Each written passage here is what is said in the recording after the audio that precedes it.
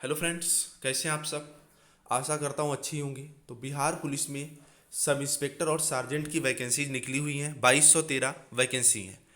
आप लोगों को इसमें फॉर्म डालना चाहिए क्योंकि काफ़ी अच्छी वैकेंसी है। तो आज हम लोग इसकी उम्र, योग्यता, वेतनमान, कितनी वैकेंसी है, इसका एग्जाम पैटर्न क्या है, सिलेबस क्या है और फिजिकल, इन सब सारे मुद्दों पर बात करेंगे। तो चलिए वीडियो शुरू करते हैं। जैसा कि आप सब देख रहे हैं, बिहार पुलिस अवर सेवा आयोग की तरफ से ये नोटिफिकेशन है, जो कि इसका ऑफिशियल वेबसाइट भी यहाँ पर दिया हुआ है।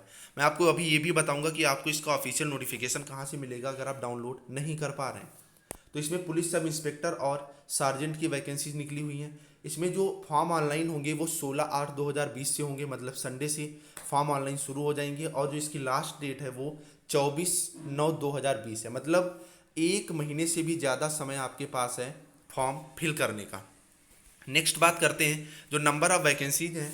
तो सब इंस्पेक्टर की 1998 वैकेंसी है। वहीं अगर बात करें प्रारक्ष अवर निरीक्षक मतलब सार्जेंट की जो वैकेंसी है वो 215 है। वहीं अगर वेतनमान की बात करें तो लेवल 6 के तहत दोनों का वेतनमान समान है, जो कि 35,400 से 1,12,400 के आसपास है। ठीक है फ्रेंड्स, चलिए आगे बढ़ते हैं।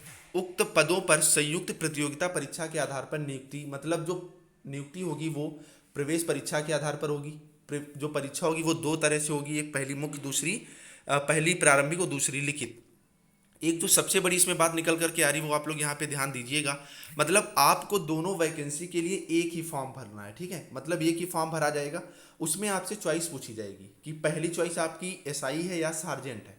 उसी के तहत आपको यहाँ पर जो आपका सिलेक्शन है वो होगा। नेक्स्ट बात करते हैं, इसमें जो चयन प्रक्रिया है वो किस आधार से होगी। तो चयन प्रक्रिया आप सब देख रहे हैं, इसमें लिखित प्रतियोगिता परीक्षा होगी। आयोग द्वारा सभी अभ्यर्थियों के लिए संयुक्त लिखित प्रतियोगिता परीक्षा आयोजित की जाएगी। लिखित परीक्षा 2 चरणों में होगी, मतलब 2 चरणों में परीक्षा होगी। पहली प्रारंभिक होगी, फिर लिखित होगी। अब बात करते हैं प्रारंभिक परीक्षा। प्रारंभिक परीक्षा में 200 अंकों का एक प्रश्न पत्र होगा, जिसमें प्रश्नों की कुल संख्या 100 होगी एवं परीक्षा की अवधि 2 घंटे की होगी। उक्त पत्र में सामान्य ज्ञान एवं समसामयिक मुद्दे से संबंधित प्रश्न पूछे जाएंगे। इसमें 30% से कम अंक प्राप्त करने वाले अभ्यर्थी मुख्य परीक्षा के लिए असफल घोषित किए जाएंगे। प्रारंभिक परीक्षा में प्राप्त अंकों के आधार पर रिक्तियों की 20 गुणा सफल अभ्यर्थियों का चयन आरक्षण कोटिवार किया जाएगा। मुख्य लिखित परीक्षा हेतु अहर्ता प्राप्त अभ्यर्थियों की पर्याप्त संख्या में अनुपलब्धता की दशा में उक्त अनुपात उपयुक्त रूप से कम किया जा सकता है।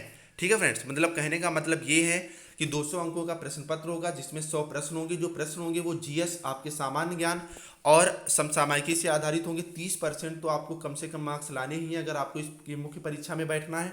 अभ्यर्थी जो लिए जाएंगे, जो कुल सफल अभ्यर्थी होंगे उसका 20 गुना लिए जाएंगे। जैसे 2200 वैकेंसीज हैं तो 2200 13 × 20 इतने अभ्यर्थी आपकी मुख्य परीक्षा के लिए लिए जाएंगे। लेकिन अगर अहर्ता के आधार पर कुछ इधर उधर होता है तो उसमें अभ्यर्थियों की संख्या कम भी करी जा सकती है।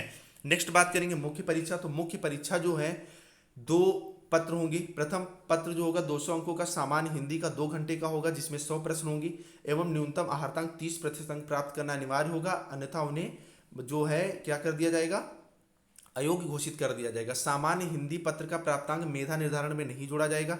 द्वितीय पत्र सामान्य अध्ययन का होगा, जो सामान्य विज्ञान, नागरिक शास्त्र, भारतीय इतिहास, भारतीय भूगोल, गणित एवं मानसिक योग्यता जांच से संबंधित होगा। द्वितीय पत्र का पूर्णांक 200 होगा, जिसमें प्रश्नों की संख्या 100 होगी। परीक्षा की अवधि 2 घंटे होगी। इसमें दो प्रश्न पत्र होंगे, पहला और 100 प्रश्न होंगे पहले में, जिसमें हिंदी के पूछे जाएंगे, जो मेरिट में काम नहीं आएंगे। दूसरा जो प्रश्न होगा उसमें 200 अंक का वो भी होगा, जिसमें 100 प्रश्न पूछे जाएंगे। उसमें आपकी सामान्य विज्ञान, नागरिक शास्त्र, भारतीय इतिहास, भारतीय भूगोल, गणित एवं मानसिक योग्यता मतलब रीजनिंग से संबंधित प्रश्न पूछे जाएंगे। दोनों चरणों की परीक्षा में प्रत्येक गलत उत्तर के लिए 0.2 अंक काटा जाएगा। उत्तर पुस्तिका 2 प्रतियों में होगी, जिसमें 1 प्रति आयोग के पास सुरक्षित रखी जाएगी, मतलब 1/5 माइनस मार्किंग है।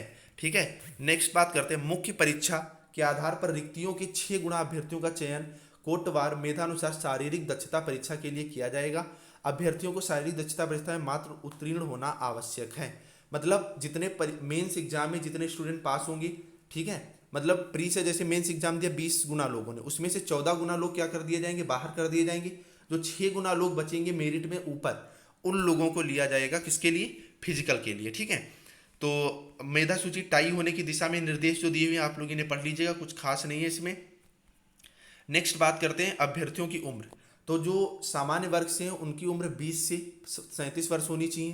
पिछड़ा वर्ग मतलब ओबीसी से जो है उनकी उम्र 20 से 40 वर्ष, वहीं एससी एसटी के लिए 20 से 40 वर्ष यहाँ पर उम्र निर्धारित की गई है। सॉरी, जो एससी एसटी हैं उनकी जो उम्र है वो 20 से 42 वर्ष निर्धारित की गई है। और जो ईडब्ल्यूएस के लिए पुरुष और महिला दोनों हैं उनके लिए क्या है, आप सब जानते हैं कि उनको उम्र में कोई भी आरक्षण नहीं मिलता है। नेक्स्ट आरक्षण की बात करी जा रही है, ये लोग आप देख लीजिएगा। अब बात करते हैं मेन चीज़ ऊंचाई की।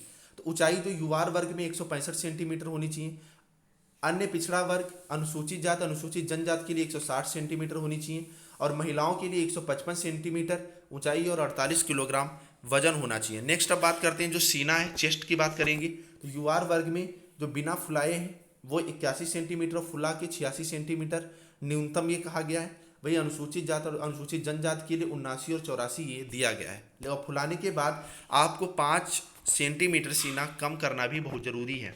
नेक्स्ट बात करेंगे दौड़।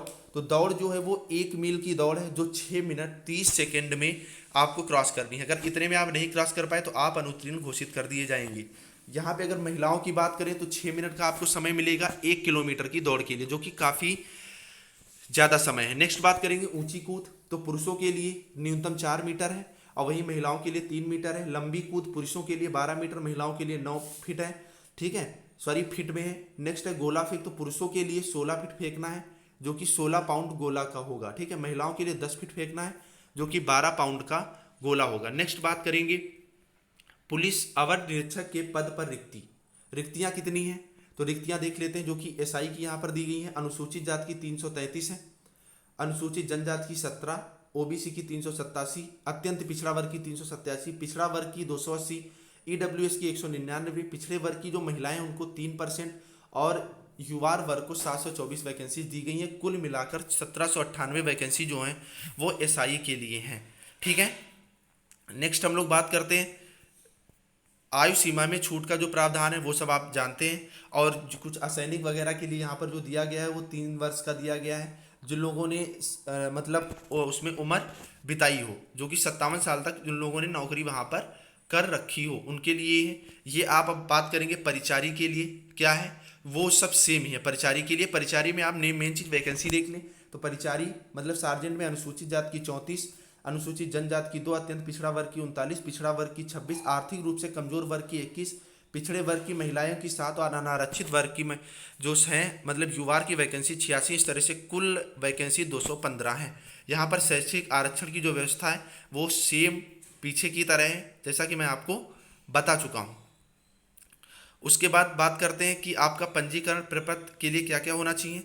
इसमें आपका देखिए क्या क्या होगा। आवेदक के नाम में आवेदक का नाम, 10th की मार्कशीट प्रमाण पत्र के अनुसार होनी चाहिए 10th की।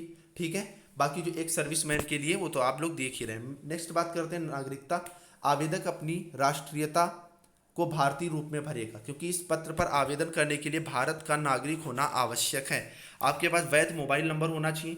ये सब चीज़ें आपके पास इसमें होनी चाहिए अगर आपको इसमें फॉर्म भरना है। और यहाँ पर जन्मतिथि वगैरह ये सब आपका दिया हुआ है। नेक्स्ट अब हम लोग बात करते हैं अगर आपको आवेदन शुल्क की भी हम लोग बात कर लेते हैं। आवेदन शुल्क जो ईडब्ल्यूएस के लिए पुरुष के लिए 700, महिला के लिए भी 700। ईडब्ल्यूएस में भी ईडब्ल्यूएस सामान्य में 700 पुरुष के लिए, 700 महिला के लिए। एससी एसटी में ये कम हो जाता है जो कि 400 रुपये रह जाता है आपका आवेदन शुल्क। ठीक है फ्रेंड्स, बाकी चीज़ें आप लोग नोटिफिकेशन पढ़ लीजिएगा, सब कुछ दिया हुआ है कि दस्तावेज क्या क्या चाहिए हर चीज़। और अब बात करते हैं कि आपको इसका पीडीएफ कहाँ से मिलेगा। अगर आपको इसका नोटिफिकेशन चाहिए तो नीचे व्हाट्सएप ग्रुप का लिंक दिया हुआ है, आप उसे ज्वाइन कर ले, वहाँ पर आपको इसका पीडीएफ मिल जाएगा। ठीक है फ्रेंड्स, चलिए नेक्स्ट बात मिलते हैं। चैनल को सब्सक्राइब, अगर आप चैनल पे नए हैं तो चैनल को सब्सक्राइब, बेल आइकन को प्रेस, वीडियो को लाइक जरूर कर दीजिएगा। नीचे व्हाट्सएप ग्रुप में आपको इसका लिंक मिल जाएगा, अदरवाइज मुझे मेरे पास आप पर्सनल मैसेज कर दीजिएगा। इससे जुड़ी हुई और भी जानकारी मैं आपको देता रहूँगा। चलिए फ्रेंड्स, मिलते हैं नेक्स्ट वीडियो के साथ। Bye bye.